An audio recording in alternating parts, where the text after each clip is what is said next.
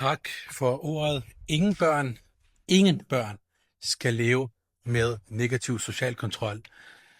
Og jeg er ikke et sekund i tvivl om, at vores højt ærede borgmester, Andreas Kiels, intentioner er, at ingen børn skal leve under negativ social kontrol.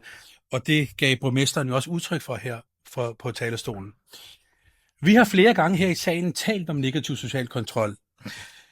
Min ærede kollega, borgmester for Venstre, nævnte islamistiske miljøer eller islamiske miljøer. Min kollega i DF hentydede også til de her muslimske miljøer.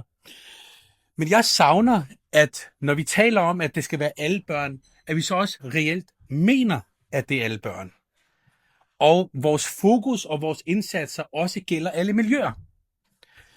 Det er ikke lang tid siden, at herre Niels Peder Ravn spurgte, jeg tror det var Alternativets ordfører, om man kunne påvise, hvilke andre miljøer den her negative sociale foregik i.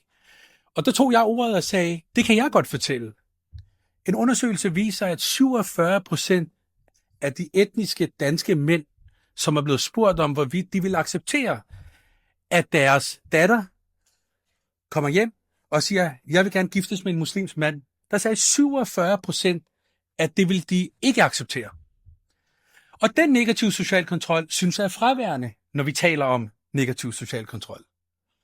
Så hvis vores initiativer skal gælde alle børn, så mener jeg også, det skal komme til udtryk i vores debat herinde og i vores fokus.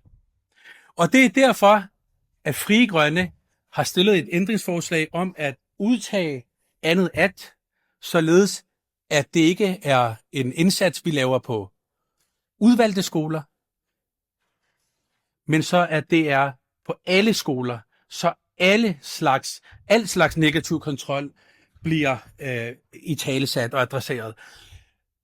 PET's årlig trusselvurdering fortæller os, at der lige nu er et nyt fænomen, GORE hedder det, der er opstået, hvor primært folk fra højre radikale miljøer udøver negativ social kontrol på unge drenge og piger. Hvorfor taler vi ikke om det?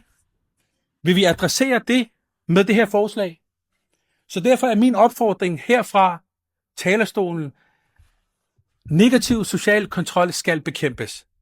Men det må ikke kun blive en klapjagt på enkelte borgere i København.